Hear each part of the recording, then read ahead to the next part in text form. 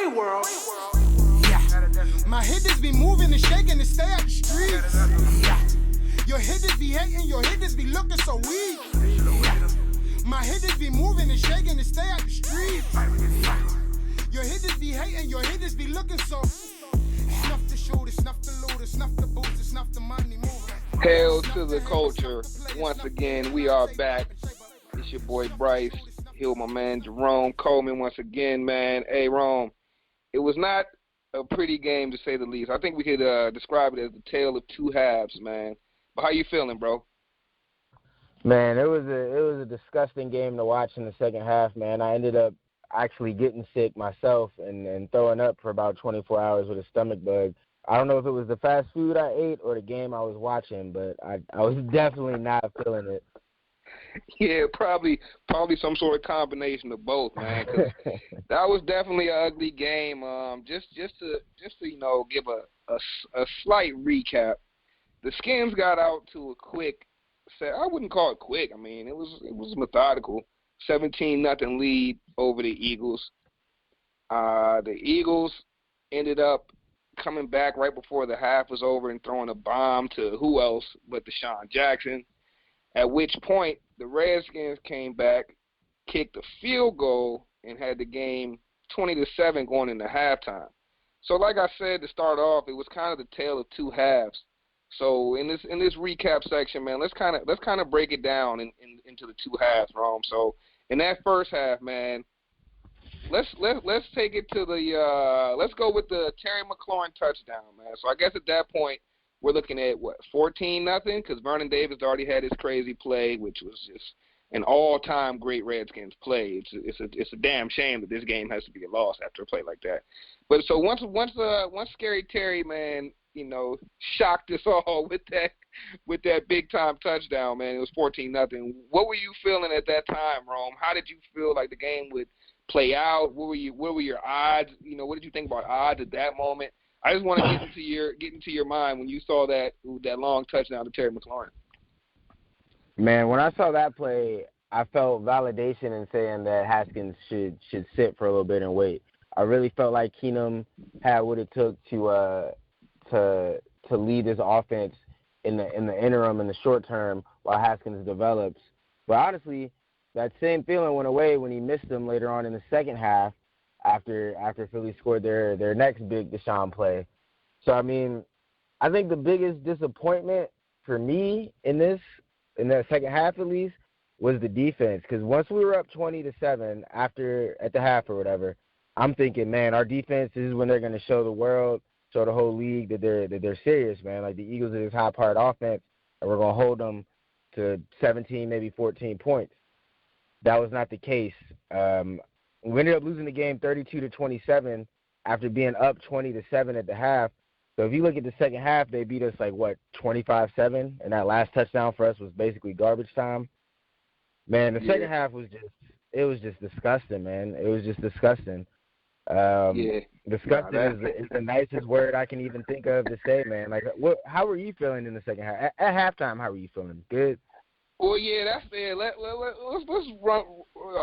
rewind back to the first half for just a second, man, because I think that this first half kind of just said a lot to me about where the team is, what the team is, and I guess because of the leadership, who the team is. We came out with like someone lit us on fire, we were clicking on a lot, and I wouldn't say all cylinders, because even the running game, it left something to be desired. But even in the first half, in the first quarter, we were hitting 4 yards on a couple run plays, on first down, and that sets you up nicely. So in that first half, man, it really felt different, but it also felt similar. In the past, we've seen Jay Gruden come out with just a hell of a game plan to start a game. So in that first half, man, I was actually watching with my brother, and we're on the couch just chilling, watching the game, couple brews, and we're getting hype every play, man. We're just living off every play. We're loving it. And when halftime rolled around, we both kind of looked at each other, and we gave each other that eye, like, Philly's coming back.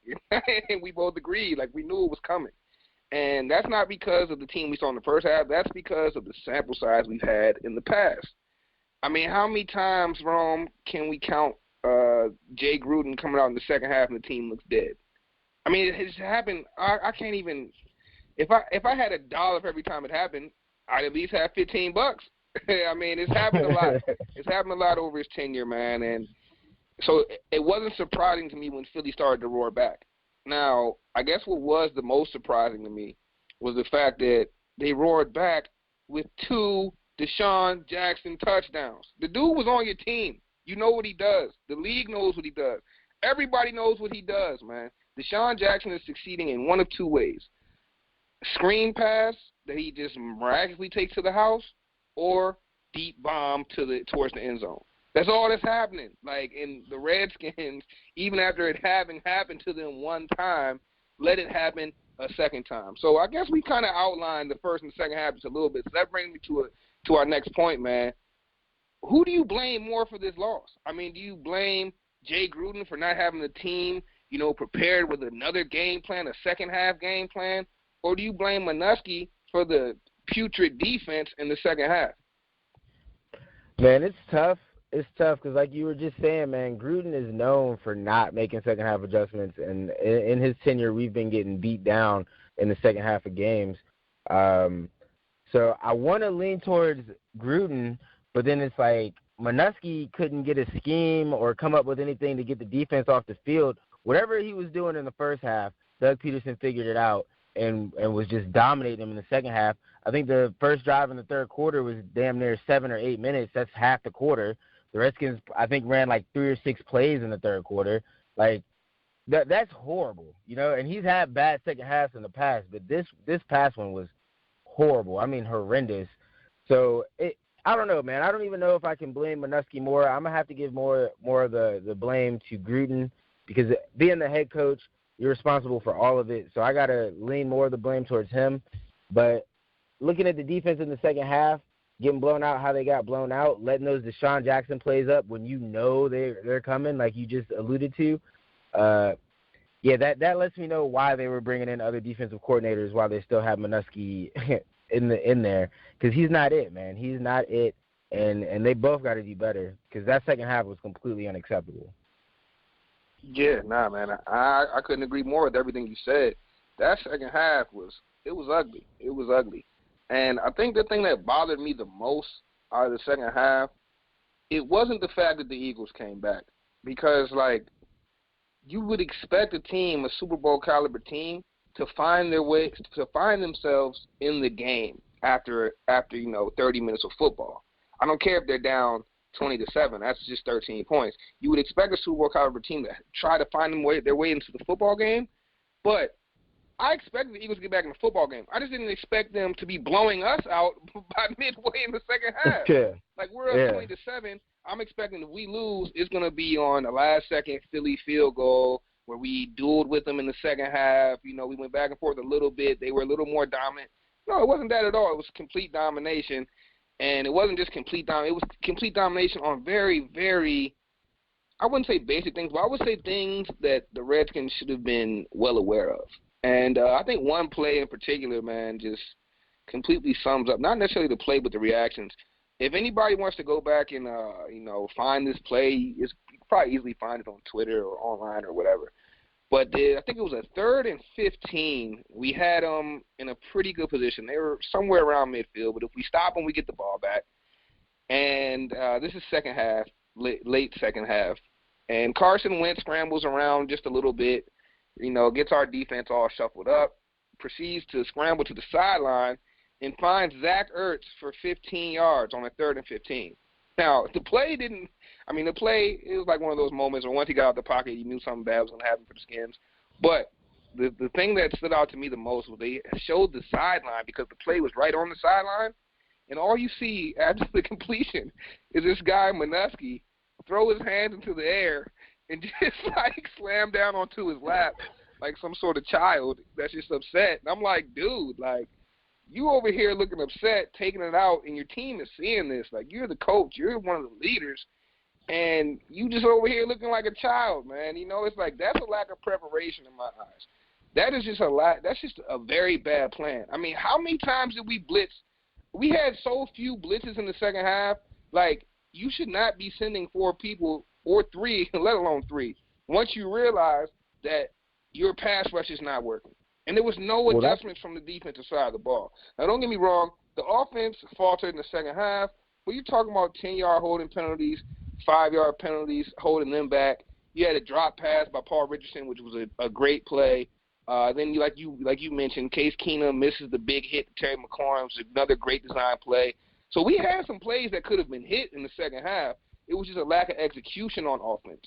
But the difference between a lack of execution and a lack of preparation is the thing that bothers me. And on the defensive side, it felt like I was seeing a lack of preparation rather than a lack of execution. Yeah, I would agree with that for sure, because one thing that confused me is, like you were saying, they're rushing 3 or 4 guys, which means we have everyone else in coverage, but yet somehow Deshaun is still getting by everybody. And I know on one of the – I think it was his second touchdown, it was a blown coverage, but you have Jimmy Moreland out there, and it was like a combo coverage, meaning depending on what receiver does what, you have a certain responsibility. So you might be throwing a little bit much at these young guys in a game situation. You got to get that kind of thing cleaned up, and that speaks very much to the preparation, like you were talking about. But let's go ahead and talk about something positive for a minute, man. Let's talk about our rookie debut, man. Because I for one am ecstatic, because you know how I felt about our last rookie wide receiver that we had in Josh Doxson, who is now gone back to Minnesota with Kirk Cousins. But let's talk about your man, Scary Terry, man. This dude had one hell of a debut. What were your thoughts on that? Oh man, you know one thing, and I was gonna say it earlier when you said it, but I held off. You said that once you saw the first bomb to Terry, that it kind of validated why Case should be in and not Dwayne Haskins. Man, after I saw that second missed bomb, I felt the total opposite. I was like, in my head, I'm like, Dwayne would have hit that. But nah, man. Yeah, Case Keenum, man, he played me, man. He played me. That first one, I was like, okay, man, that's what we need. And that second one, I was like, this is what Bryce. I thought about you. I was like, this is what Bryce was talking about, man. He's gonna bring this up. You know, Haskins would have dropped that in the bucket, man. You already know. Oh, it would have been beautiful. It would have been beautiful. Yeah, man. So like, I when I saw that, bro, I was like, okay, I mean, Scary Terry is a beast. I think the two plays that stuck out the most to me was the sideline catch where he mossed dude, man. I don't remember who that was in coverage. I want to say it might have been Maddox. Darby. Maddox. It was Darby. It was Darby. Okay, yeah. Yeah, it was Darby. Ronald Darby got mossed, man, on that sideline. I was like, yo, because you guys know I do a lot of film work for Gas, and especially college tape. So I watch a lot of Terry McLaurin's college tape, and the biggest thing, the number one issue I had with him after reviewing it time and time again was I questioned his ball tracking ability just a little bit. And then when I heard the story about him in Ohio State, Urban Meyer told him to go back, catch 200 balls a day, and he came back with improved hands. Like, that was my only worry, and, he definitely put that to rest yesterday. I mean, that ball he caught, you have to have ultimate tracking ability to bring it in. And the difference between someone that has natural ability to track the ball and someone that's worked on it, like, you can kind of see the difference in the way two people catch the ball. Like, just for example, DeAndre Hopkins makes it look super fluid when he catches it. Now, Terry didn't look super fluid, but he got the job done, and not just once, every single time. Even on the deep ball, if you just watch the way he's tracking the ball, or his hand placement when he catches it, you can tell that that's something that he's worked on and something that's becoming more and more natural to him. Don't forget, when the Redskins drafted him in the third round, they were thinking special teams. And now this guy is definitely the top wide receiver on your team. So I couldn't have been more impressed with Terry McLaurin. I mean, he stays on this path, he'll break the single-season receiving record. No, I'm kidding. But seriously, though, I mean, Terry McLaurin, man, he's looking like a special player, and I really just can't wait now to see him paired up with Haskins. I think that's just going to be special, man. Yeah, he definitely doesn't look like a third-round pick, and I think we got our guy, man. Because I talk a lot about the future of the Redskins, and we'll get into that more with how our present season is looking. But when I think 2020, I always think about Haskins and Geis, and I think we found our three-headed monster with McLaurin, man. I think Terry's going to be that guy a receiver holding it down, and Haskins is going to be our quarterback, and obviously Gash will be our running back in the future. But I really like the setup for the future of this Redskin team, man. They got some young dogs on here. But let's talk about let's talk about this defense real quick. We just talked about who needs more blame, Manusky or Gruden. I leaned a little bit more towards Gruden. You leaned more Manusky. So what you were saying was that it was a lack of preparation. So we talked a lot this offseason about how great this defense could be once the season starts. Obviously, we had a letdown in the second half, and I kind of agree with you about the lack of preparation. So can this defense really be great with Manusky coaching it, or did we kind of overhype it? This is a moment where I got to be honest. And at the end of the day, man, there's only one game in. Like, you see so many, like, crazy reactions from week one in the NFL. Like, I've been seeing, like, bruh, like, people are saying the Browns are going to be trash, after this one game. People are saying that the Falcons are going to be trash after this one game. They're anointing teams that, like, I've seen a couple people anointing the Vikings like they're just going to be great, anointing the Cowboys. Like, it's week one, you know what I mean? So, you gotta keep everything, keep it conservative for a moment, and before you start going with crazy hot takes, But people won't do that. But is the defense overhyped? Based off week one, the answer is yes. And here is my main reasoning: is the defense changed when a couple things happened. First, and who knows which is the reason why it changed, but I'm just gonna outline a couple things that definitely changed. First, when John Allen went down, the defense changed entirely. So, I mean, like, that can tell you a few things. But the number one thing that it tells me is it points to our depth. Because all off season, everyone was saying that the number one key to this defense's success is their D-line, because their D-line has potential to be dominant, right? And in that first quarter, you saw that dominant D-line. I mean, they were getting crazy push against the Eagles' O-line, who was probably a top 5 unit in the league. But once John Allen went down, I mean, it didn't look the same at all. And you had Caleb Brantley getting pushed back. You could tell that Ioannidis and Deron Payne were losing steam. Tim Settle flashed at moments, but it wasn't consistent enough to, we didn't have the depth on the defensive line needed to, really sustain that type of game where your defense is on the field a ton. And was that because the defense is overhyped, or was that simply because, like, of the style of game? I'm not sure. But once John Allen went down, things definitely changed.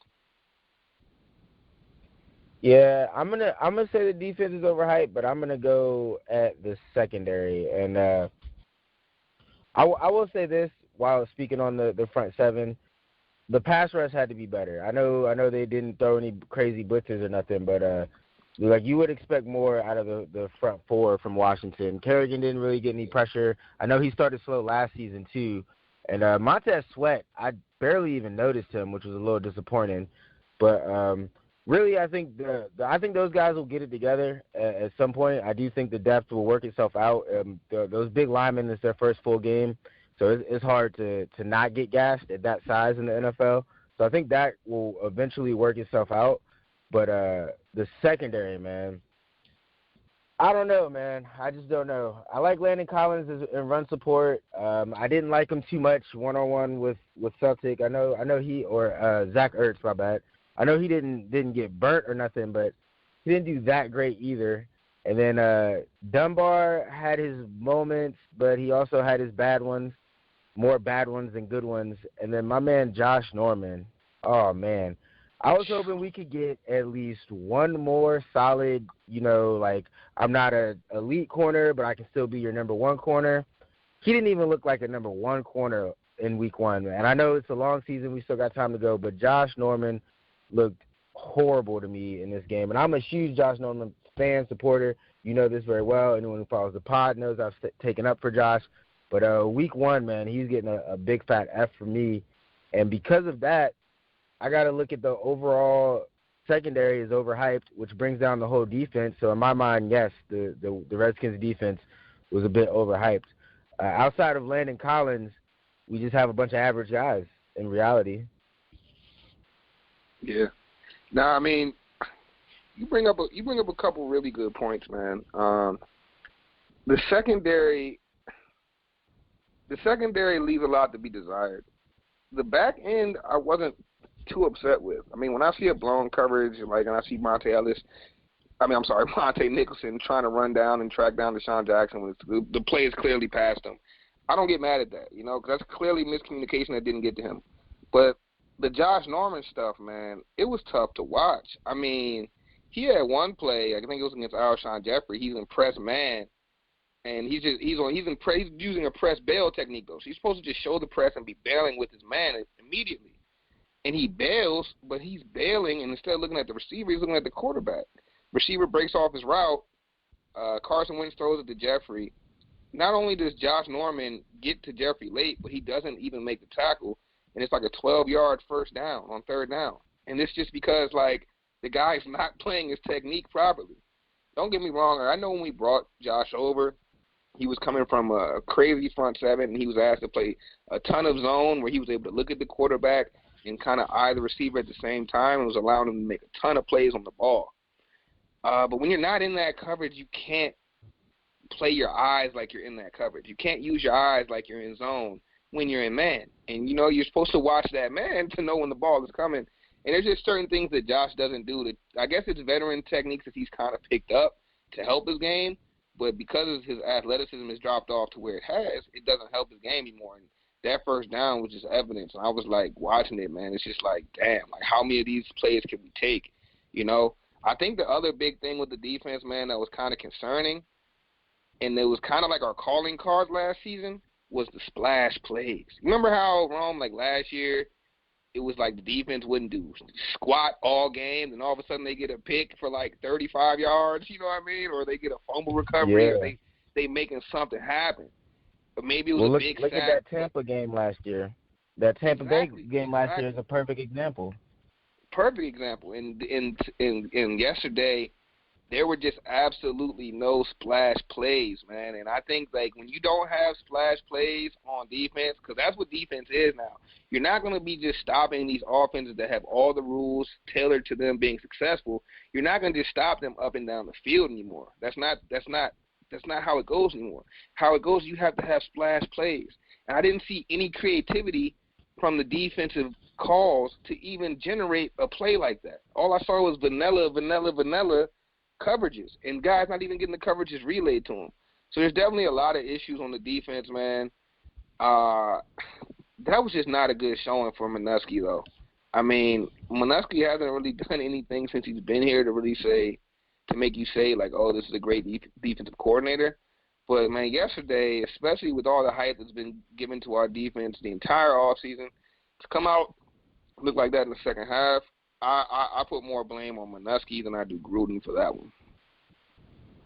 Yeah, defense definitely has to improve. All right, before we get into our big topic of the day, a little bit of a coaching decision by Jay Gruden, let's go ahead and do a quick NFC East roundup, man. Obviously, we played the Eagles, so we're not going to do too much talking about them.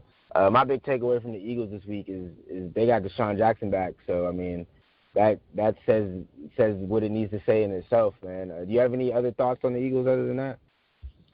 Nah, I mean, I guess my one thought is that I'm definitely not scared of the Eagles, man. After that game, like that Eagles team wasn't anything to be feared. Could they sneak their way into another, Super Bowl appearance by just catching fire in the playoffs? Maybe. I mean, they've got the horses that they get to the dance. Anything could happen, but I'm not fearing that team. And I left that game thinking that we can get them in game 2. Yeah, we'll see what Philly really does against Atlanta. They can't have a first half like they had against us if they're going to be this Super Bowl bound team. Dallas, another Super Bowl bound team, allegedly, with Ezekiel Elliott back. They look good, right? I'm not going to be a hater. I'm not going to come on here and be unrealistic. They looked real good in their opener. Dak looked like he should be paid right now. I don't know what's taking that so long, but Dallas looked good. But I'm not fearing them at all, and I honestly still like our chances this week of winning this game. We'll talk more about that another time also, but yeah, my big takeaway from Dallas' Week 1 win was that the Giants suck. So what was your takeaway? Nah, I mean, pretty much like that was definitely a part of my takeaway. Mine is Saquon, though. That boy Saquon, man. That dude is like, you get your money's worth watching him play football. That's a fact. But, man, the Cowboys, that game struck no fear into me, to be honest. I mean, we talked about this, man, earlier, man. Like, Dak had receivers running wide open, and a lot of those plays he still was not hitting in stride. It was just Bama's were so wide open. Bama's were so wide open. It's just like completion after completion. Zeke, he's still a monster. Like, we know what to expect with that. I mean, Dallas looked good. I'm not going to act like they didn't look good. But your competition can magnify what you really are. So I think there was a little bit of that going on. And then when you talk about the Giants, man, I don't know. I don't know what the Giants are really trying to do over there. I mean, I don't know, like, are they tanking? Are they trying to tank again and then, like, try to get one more weapon for Daniel Jones next season? I don't know. But Daniel Jones will be playing this season. That's one thing I know is going to happen. Because Eli Manning, man, like, oh, my gosh, man. There was a couple plays when this dude had to get out the pocket just because he would have got killed if he didn't. And, like, man, it was, like, sad. It was horrible to watch. Yo. Yeah, I've never man, seen it's anybody. terrible. Yo, don't get me wrong. Tom Brady has very little mobility. Phillip Rivers has very little mobility. There is nobody with less mobility in the NFL than Eli Manning, bro. Like, it's crazy. Like, he can't even get out the pocket, man. Like, oh, my gosh. So, I'm really not fearing either team. Obviously not the Giants at all. But even the Cowboys, man, like, I truly, truly do think, and we will get to this next pod, but I truly, truly do think that the Skins have a great shot at not just beating the Giants, but beating the Cowboys next week. So, I mean, I wasn't too convinced over anything that those teams did. Yeah, I agree 1,000%, man. I think the NFC East is still going to be a wide open division that just about any team can win, minus the Giants. But let's go ahead and just dive into this next segment, man. It's a bit of a new segment. We're going to call it the Keeping It Real segment. So basically, we're going to give our unfiltered opinion on something, and the other Bryce will say what he feels about my take, and vice versa. You guys can feel free to add us on Twitter about these takes. They might be considered hot takes. They might not be. It's all up to your interpretation. But we're going to keep it as real as possible, which also means it's a Redskin-friendly show, but we might have to keep it real on our own team now. We're not going to just have it all rainbows and cupcakes. We're going to keep it 100. So I'm going to start it off. And my take for this week is that it was the right decision to bench AP and roll with Darius Geis. Now, let me explain myself. Obviously, it looks like the wrong decision after the fact. But in the same vein that a lot of fans wanted Haskins to start over Keenum, trial by fire and all that, that's what I want for Darius Geis. And the running back position is very different from the quarterback position. Whereas in the quarterback position, you need to know everything that's going on in the field. You need to know what every player needs to do, has to do. Running back, you kind of just need to know your pass protections and what hole to hit. Excuse me. So it's a little bit simpler to pick up. So with that said, if Darius Geis is who they drafted him to be, who I believe he is, and who most fans believe he is, then he's going to need to be that guy as soon as they say he's healthy. The health is obviously going to be a big question mark. I kind of thought Jay Gruden would lean him into getting the quote-unquote mother load of the carries, but I was all in for him getting it week one as long as he was healthy. Now, he came out of that game. He has some type of meniscus issue in the other knee, not the knee that he tore the ACL in. So we're still waiting on word for that. We'll see if he practices this week, if he's able to play this coming week. But he might miss a few weeks, which means AP will be on the team and will be active and dressing for sure if Geis isn't up. But my train of thought is that it is definitely the correct move to roll with Darius Geis instead of AP, and I'm sure everyone in Redskins Nation disagrees with me. Hey, yo, as long as you know, bro. As long as you know.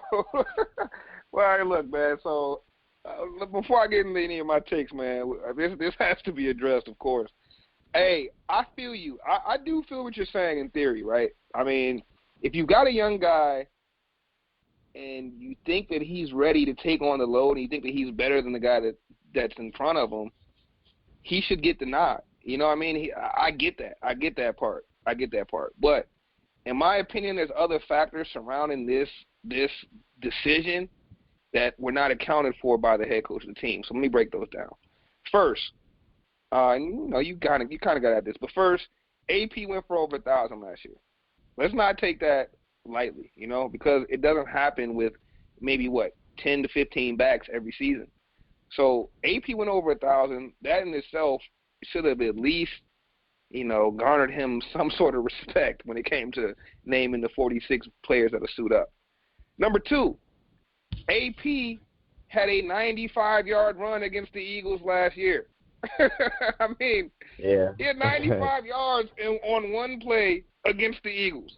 That might be a guy that you want in the game the next time you play the Eagles. I'm just saying, maybe he did it last time. Hey, maybe he can do it again. I don't know. It might just be a guy.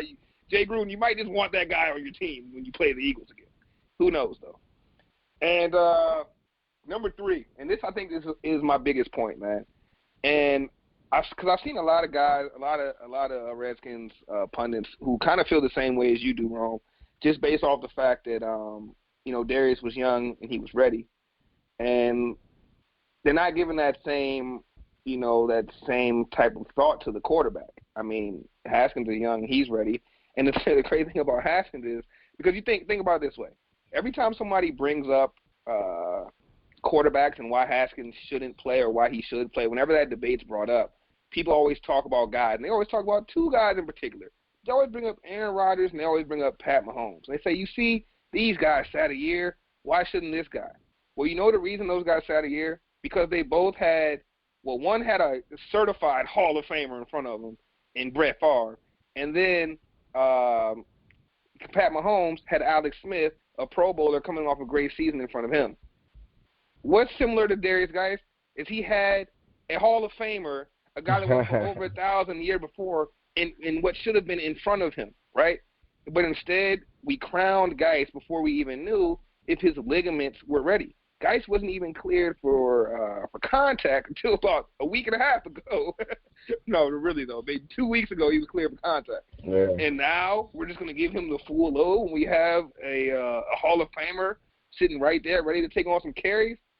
Now, the irony that we'll have to, get to next is the fact that, and the unfortunate irony is the fact that Geis was injured in the game, and he's come up with a meniscus injury. They're not saying it's a tear. They're not saying if it's, a rupture or a sprain, whatever. They're just calling it a meniscus injury.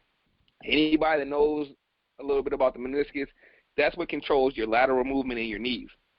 So you really can't play without it, but it's also one of those injuries where it's not as severe as an ACL or an MCL. So with that said, this is all just coming right back on Jay Gruden, and it sucks that it has to happen to him in this way, but it's a little ironic that the guy in AP that he didn't just not dress, but he also put him down after the game saying, yeah, if I need to run the ball 55 times in I formation, then I'll suit AP, and it's just like, dude, well, guess what? Now you got to suit AP the very next week. And not only that, in that type of move, it shows me that you don't have the pulse of your locker room. Because right after the game, the next morning after the game, you got Morgan Moses saying, hey, that was a slap in the face.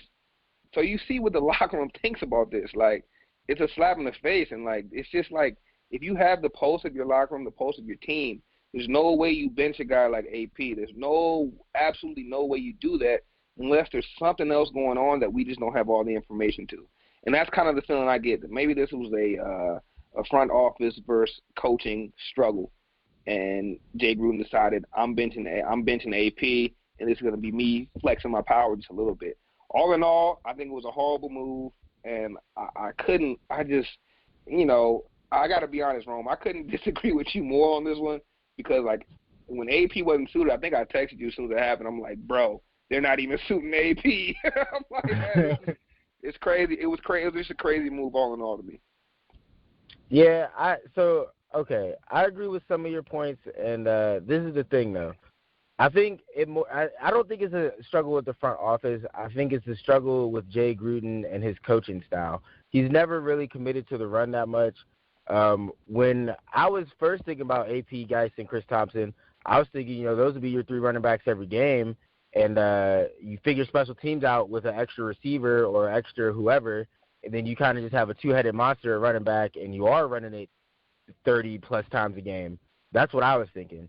Obviously, Jay Gruden wants to throw it 30-plus times a game and maybe run it 20, 25 times a game, which probably won't require more than one quote-unquote lead back. Not just an AP is sketchy. He got 1,000 yards last year. I think he was one of 9 running backs to do so, and he did it at the age of 33, which is just about unheard of. So not just an AP. That was a sketchy move. I understand his explanation for it, for the special teams need, but you kind of got to find another way to address that special teams need without benching a Hall of Famer. So Jay Gruden definitely dropped the ball there, even though I kind of sort of understand where he was coming from. Yeah, no, and I see what you mean with that. I can understand maybe 2 ball hogging running backs don't lend to Jay Gruden's coaching style, and I feel that. But one thing I will say, man, is this is just off observing the last game, observing the moves that Jay Gruden's made.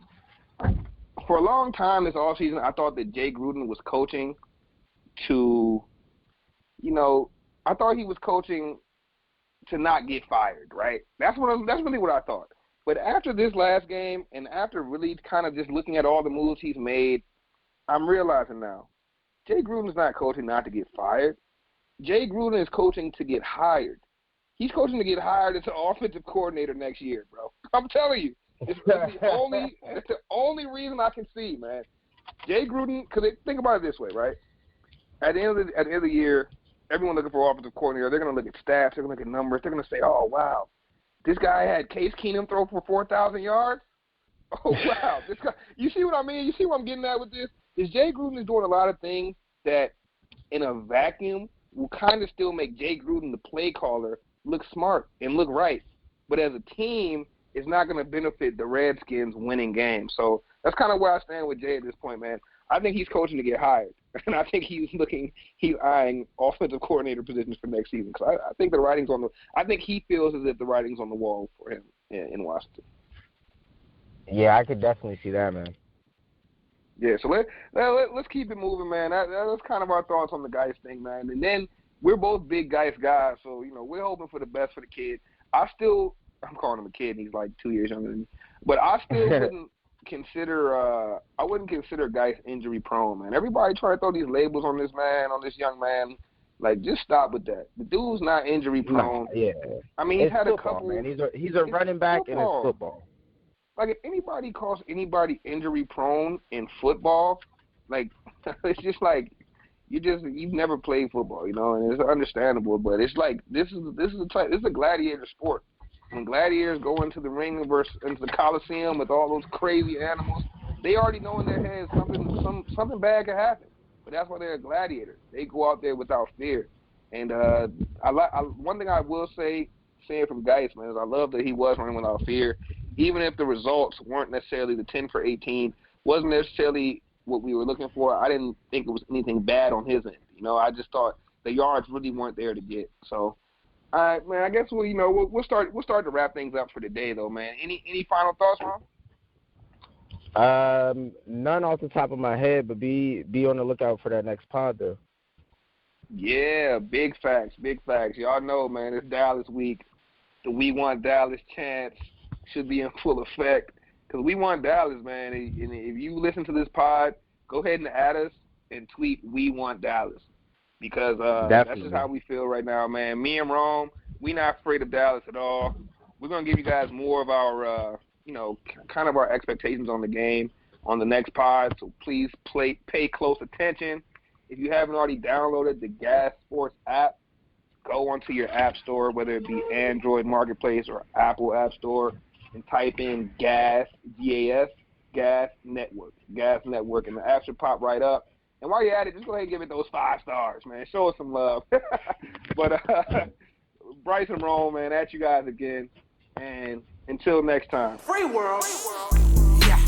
My hitters be moving and shaking to stay out the streets. Yeah. Your hitters be hating, your hitters be looking so weak. My hitters be moving and shaking to stay out the streets.